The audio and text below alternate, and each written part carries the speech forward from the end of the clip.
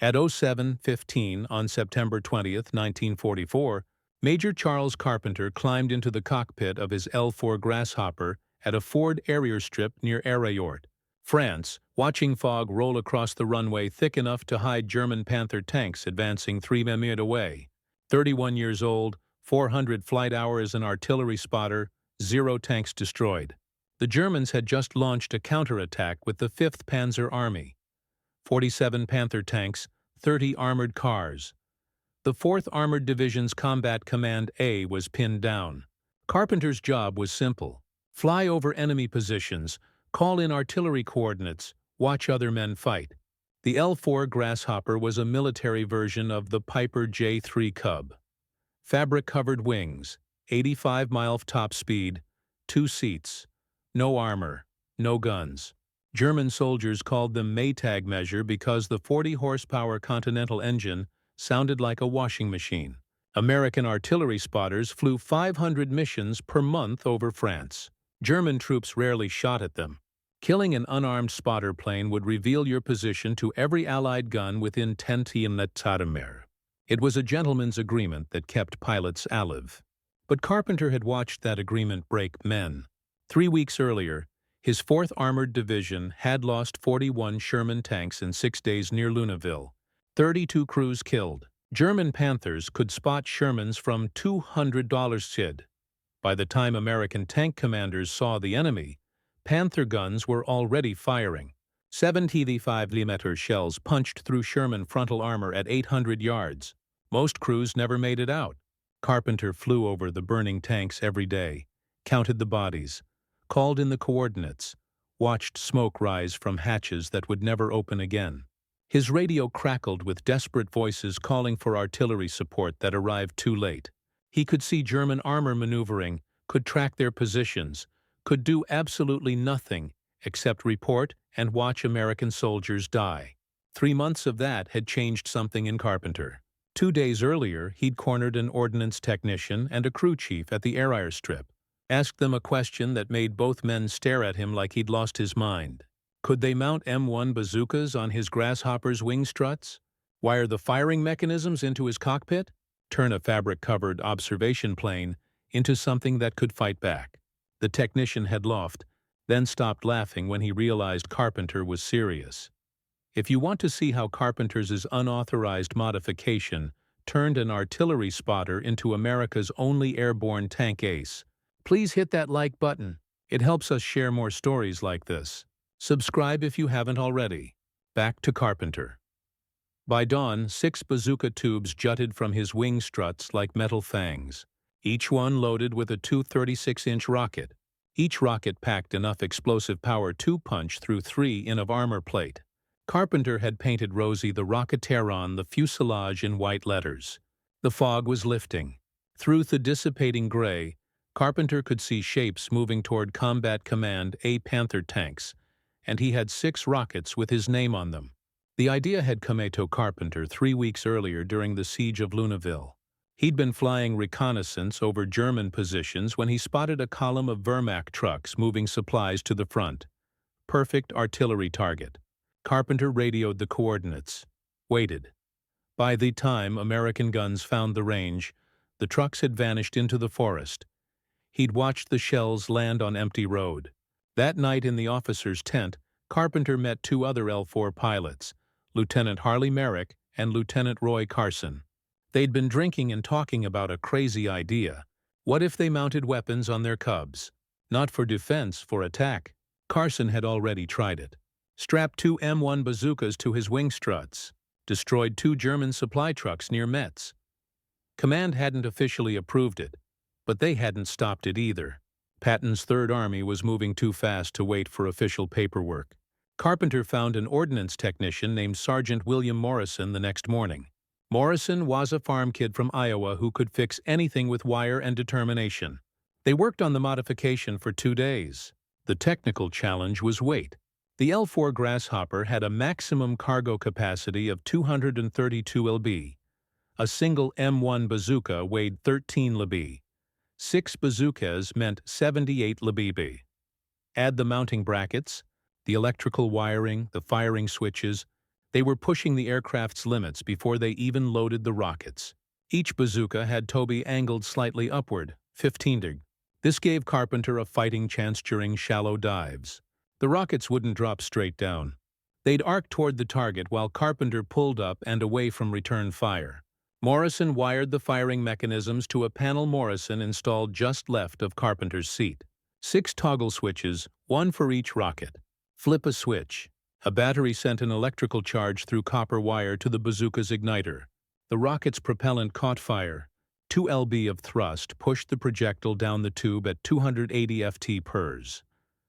The warhead was the M6 high-explosive anti-tank round, 6.5 in long, 3.4 lb. The shaped charge used the Monroe effect.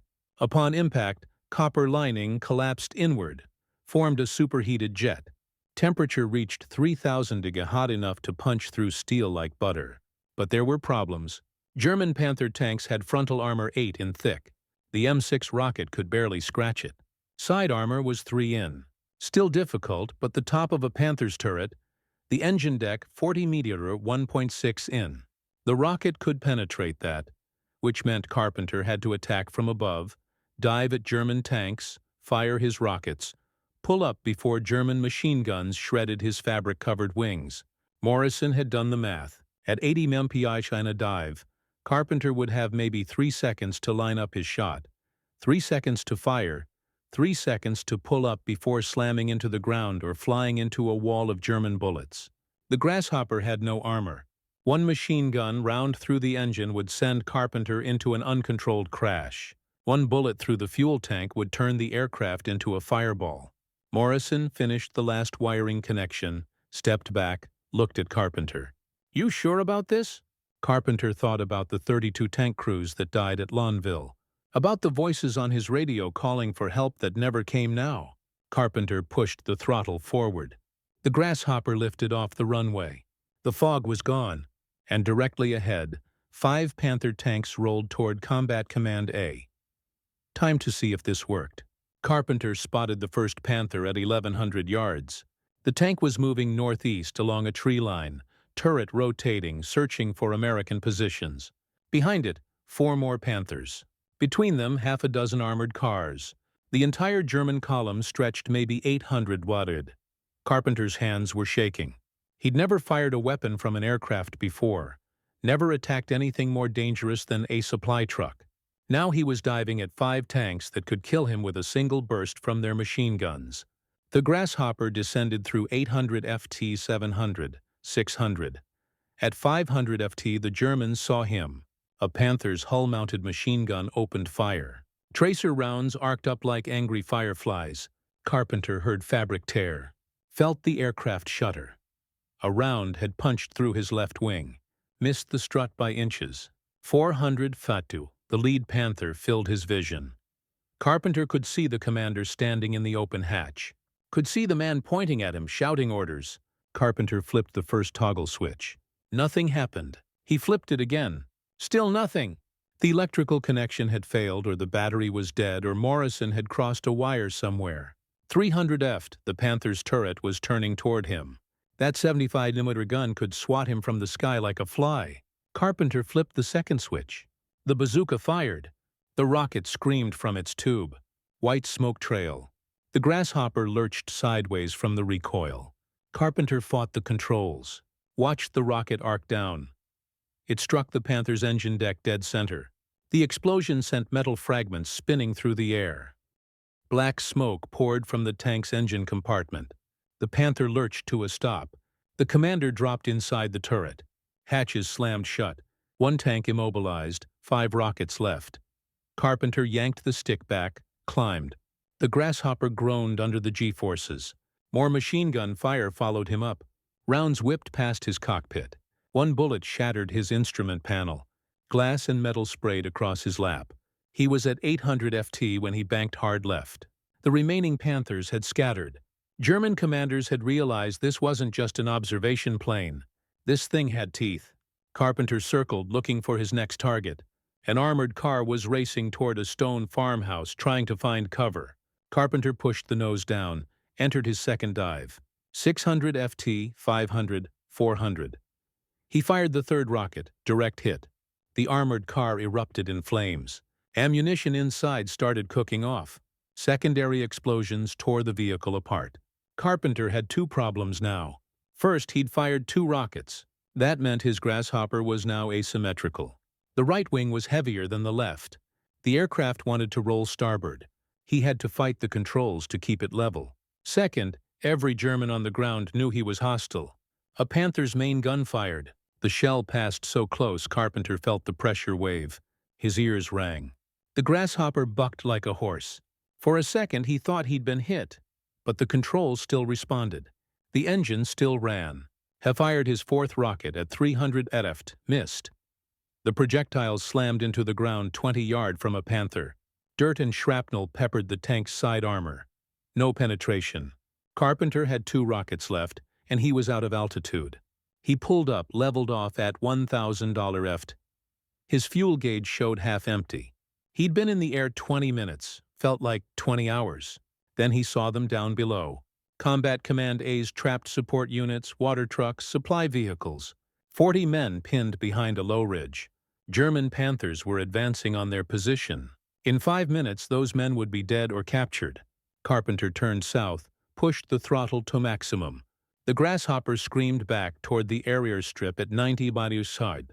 He needed more rockets, and he was going back for a second run.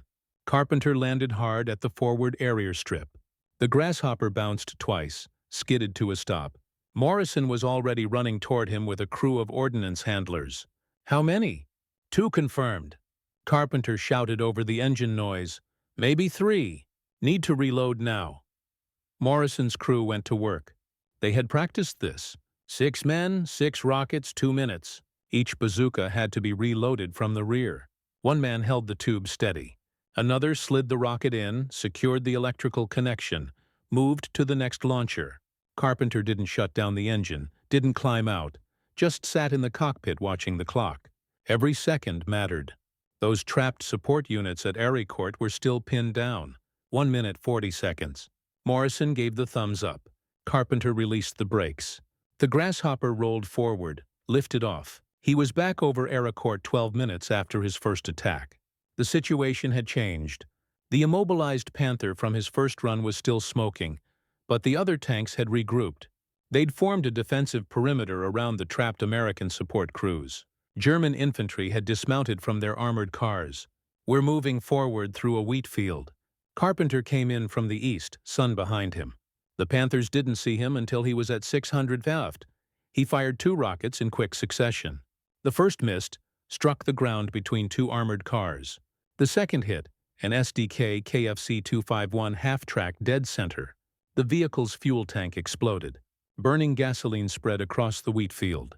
German infantry scattered. The trapped American waterpoint crews saw their chance, started their trucks, broke cover, drove hard for friendly lines, while Carpenter made another pass. His last 2 rockets both hit. One struck a Panther's turret ring, jammed the traverse mechanism. The tank could still move but couldn't aim its gun. The other hit an armored car, disabled it. Carpenter climbed to 1,500 ft and circled. The German attack had stalled. The Panthers were withdrawing, pulling back toward their own lines. The American support crews had escaped. Carpenter returned to the area strip, landed, shut down the engine, sat in the cockpit for 5 minutes. Hands wouldn't stop shaking. Morrison approached carefully. "You okay?" Carpenter nodded, reloaded. That afternoon Carpenter flew a 3rd sortie, found a German supply column near Nancy, destroyed 2 more trucks. When he landed, there were 15 people waiting at the area strip. Word had spread. Pilots, ground crews, even a Stars and Stripes correspondent named Wes Gallagher, who'd heard about the crazy Major attacking tanks in a Piper Cub. By evening, Major General John Wood, commander of the 4th Armored Division, arrived at the area strip. Wanted to see this bazooka-equipped Grasshopper himself. Wanted to meet the pilot who just saved 40 men and stopped a German counterattack. Wood asked one question: "Can other pilots do this?" Carpenter said yes if they're willing to fly low and get shot at. Within a week, 3 more L-4 pilots had bazookas mounted on their aircraft. Lieutenant Ralph Weidel, Captain James Parker, Lieutenant George Wilson. None of them achieved Carpenter's success rate, but they proved the concept worked. A $20,000 observation plane could damage tanks that cost $200,000. The German High Command issued new orders on September 25th. All American liaison aircraft were now priority targets. Cubs with weapons mounted on wing struts were to be shot down on sight. The gentleman's agreement was over, and Carpenter had just painted a target in every L-4 Grasshopper in France. October 3, 1944. A German flak gunner near Metz watched an American L-4 Grasshopper approach at 800 ft standard observation plane, harmless. The gunner tracked it through his sights, but held fire. Revealing his position would bring American artillery down on his head within minutes. Then he saw the tubes under the wings. The gunner opened fire. 20mm shells tore through the air. The Grasshopper banked hard, escaped, but the message had been sent. The Luftwaffe intelligence office at Nancy received a report that evening. American liaison aircraft were no-warmed. Consider all Cubs hostile. German tank commanders started carrying new standing orders. Engage American observation aircraft on sight. Use machine guns. Use main guns if necessary. Do not let them get close. Carpenter noticed the change immediately. Before October, German troops ignored his Grasshopper. Now every machine gun in range opened fire the moment they saw him. Flak batteries that used to hold their positions now tracked him across the sky. Panzer commanders rotated their turrets toward him instead of toward ground targets. On October 5th, a Panther fired its main gun at Carpenter from 900 Wattaldred. The shell missed by 30 Wattaldred, but the Germans were learning. They'd figured out that a 75mm high explosive shell didn't need a direct hit to destroy a fabric-covered aircraft. The blast wave alone could tear it apart. Carpenter adapted. He started flying lower, 50 ft above the ground, using tree lines for cover, approaching targets from unexpected angles. The Germans expected attacks from above. Carpenter started coming in from the sides from behind ridges. Once he flew down a river valley and popped up behind a German supply depot before anyone saw him coming. He also upgraded his weapons. The M1 bazooka had been adequate against light armor, but German tanks were getting heavier. The new Panther of G had improved turret armor. The Tiger II was arriving at the front with armor the M1 rocket couldn't touch. Morrison found a solution. The M9 bazooka improved version. Same weight as the M1, but fired the M6A3 heat rocket. Could penetrate 3.9 in of armor at 30 dig. More importantly, it was more reliable. The M1's electrical firing system failed 15% of the time. The M9 rarely malfunctioned. Carpenter's ground crew removed his 6 M1 launchers, installed 6 M9s. The new rockets weighed slightly more. Morrison had to recalculate the weight distribution, add ballast to the tail to keep the aircraft balanced. The modification took 6 hours. By October 10th, Rosie the Rocketer was back in action. Carpenter destroyed 3 German trucks that day, an armored car on the 11th. On October 13th, he caught a Panther with its hatches open. Crew standing outside smoking. They didn't hear the Grasshopper until it was 100 Wanweed away. Carpenter fired from 100 Wallard. The rocket hit the engine deck. The tank erupted in flames. That kill brought his official total to 4 tanks destroyed. Unofficially, crew chiefs and ground observers claimed he'd hit at least 8. Some damaged but still mobile, others abandoned by their crews. The Germans started calling him der verrückte Major, the Mad Major. Radio intercepts picked up warnings. When Panzer commanders spotted an L-4 with underwing weapons, they radioed alerts to nearby units. The small plane with rockets. Avoid if possible. Shoot down if not. Carpenter told the Stars and Stripes reporter that the word must be getting around. Every time I show up now, they shoot with everything they have. They never used to bother Cubs. Bazookas must be bothering them a bit. Then on October 18th, 4th Armored Division Intelligence received reports of a major German buildup near Arracourt. 40 tanks, maybe 50. The Wehrmacht was preparing a counteroffensive to retake Nazi, and Carpenter was going to be right in the middle of it. October 19th, 1944, 05:30 hours. The 4th Armored Division received orders to advance on Chateau Salai. Intelligence reported German armor concentrating along the SE River. 43 Panther tanks, 17 Tiger IIs, dozens of armored cars and half-tracks. The largest German formation Patton's Third Army had faced in 6 weeks. General Wood called Carpenter to division headquarters at 0615. "I need to know what's waiting for us out there. Roads, bridges, tank positions."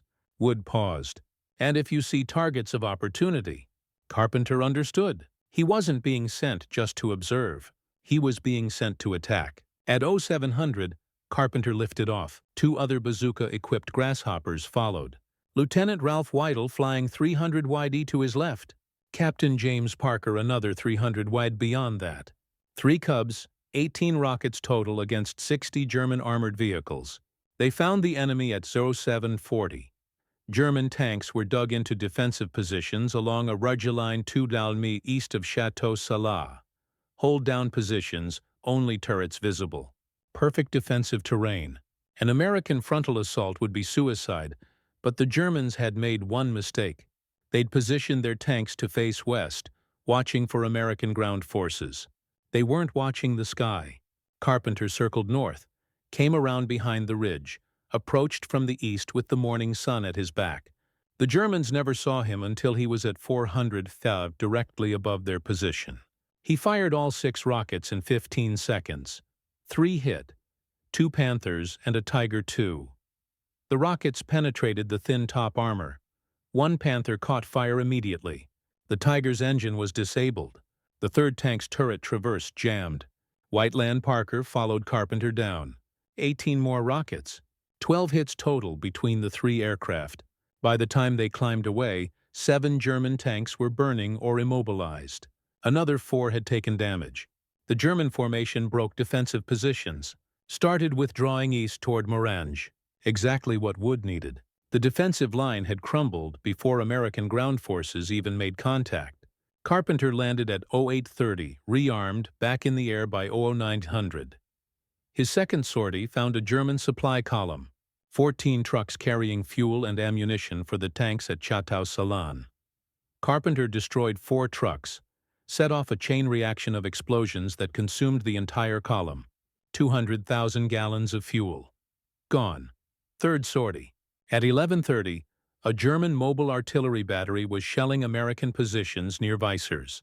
Carpenter spotted the self-propelled guns from 2 mi away, attacked from the north, destroyed 2 West Pillory vehicles. The rest scattered into the forest.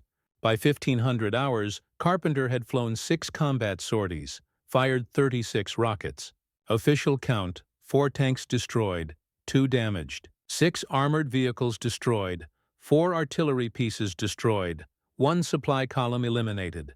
The 4th Armored Division took Chateau Salam with minimal casualties that afternoon. The German defensive line had collapsed, not because of overwhelming American firepower, but because a history teacher from Illinois kept diving out of the sky in a fabric-covered airplane and blowing up their tanks. That evening, a colonel from 3rd Army headquarters arrived at Carpenter's airstrip. He carried orders signed by General Patton himself. The brass wanted to talk about expanding the bazooka program.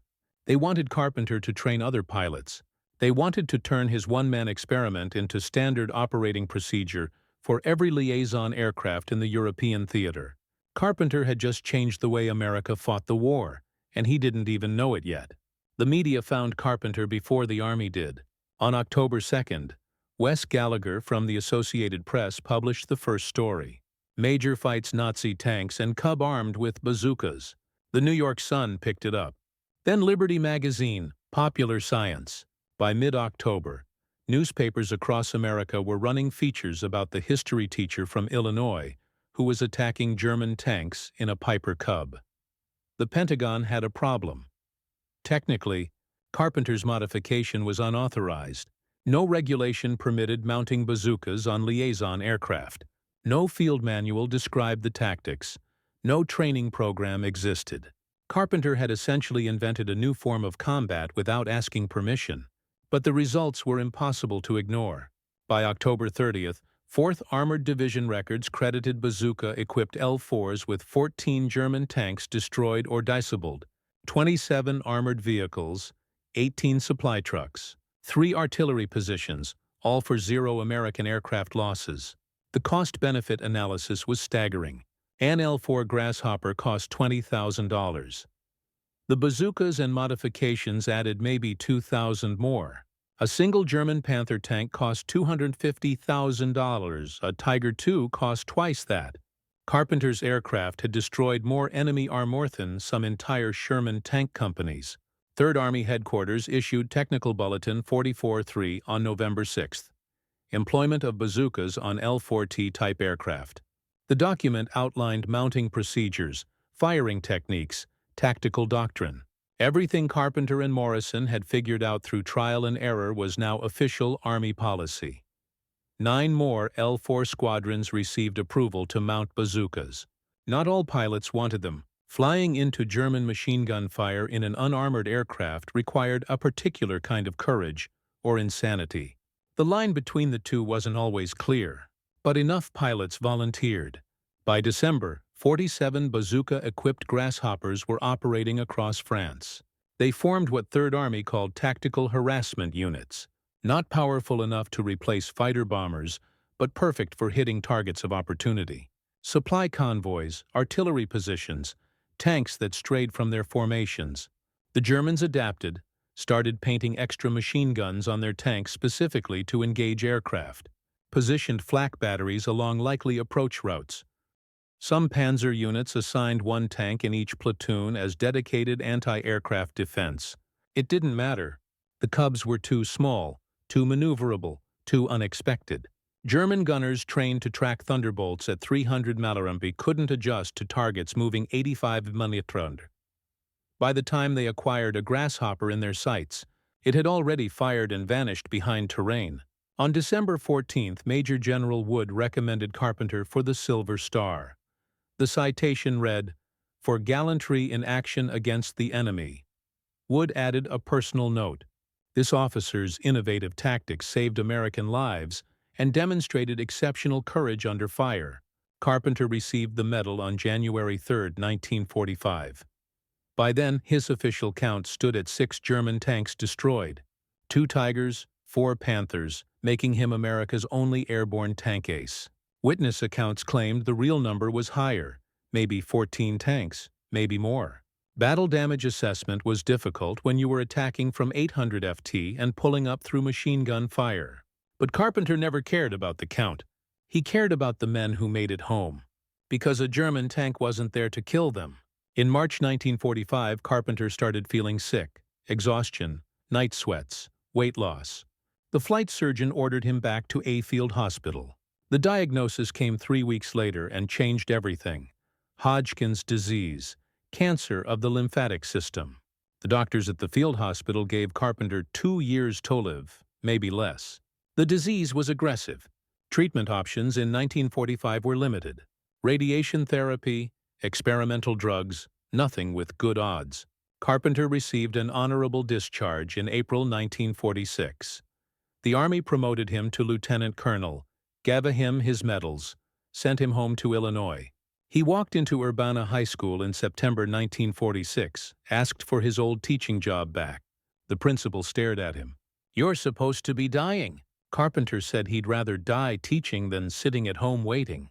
He taught American history for 20 years. Never talked much about the war. When students asked about the Silver Star on his classroom wall, he changed the subject. Talk about the Constitution, the Civil War, anything except himself. His daughter Carol later said he believed other men deserved recognition more. The tank crews who fought on the ground, the infantry who took the hills. He'd just been an observer who happened to carry rockets. But the pilots remembered. When Carpenter died on March 22, 1966, 47 former Army aviators attended his funeral. Men who'd flown Cubs with bazookas in France, Germany, Italy. Every one of them credited Carpenter with proving it could be done. His L-4 Grasshopper survived the war. The Army left it in Europe as surplus. An Austrian pilot bought it, painted it yellow, flew it for years, never knowing its history, eventually donated it to a museum in Graz, where it sat forgotten in storage. In 2017, researchers at the American Heritage Museum identified the aircraft. Serial number 4330426, Rosie the Rocketer. They traced its history, verified the records, brought it back to the United States.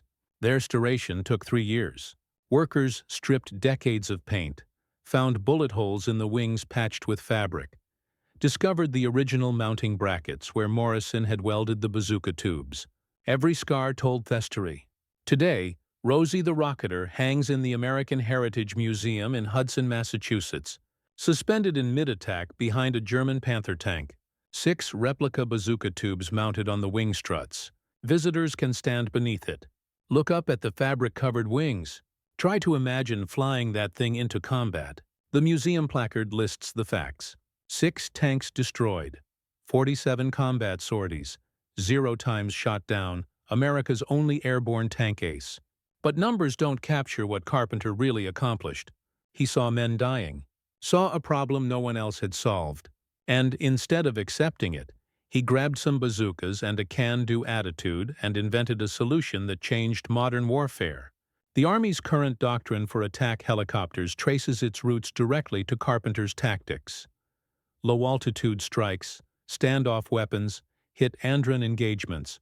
Every Apache pilot flying today owes something to a history teacher who wouldn't accept that observation planes had to be defenseless. If this story moved you the way it moved us, do me a favor. Hit that like button. Every single like tells YouTube to show this story to more people. Hit subscribe and turn on notifications. We're rescuing forgotten stories from dusty archives every single day. Stories about pilots and teachers and mechanics who saved lives with courage and 6 bazookas. Drop a comment right now and tell us where you're watching from. Are you watching from the United States, United Kingdom, Canada, Australia? Our community stretches across the entire world. You're not just a viewer. You're part of keeping these memories alive. Tell us your location. Tell us if someone in your family served. Just let us know you're here. Thank you for watching, and thank you for making sure Charles Carpenter doesn't disappear into silence. These men deserve to be remembered.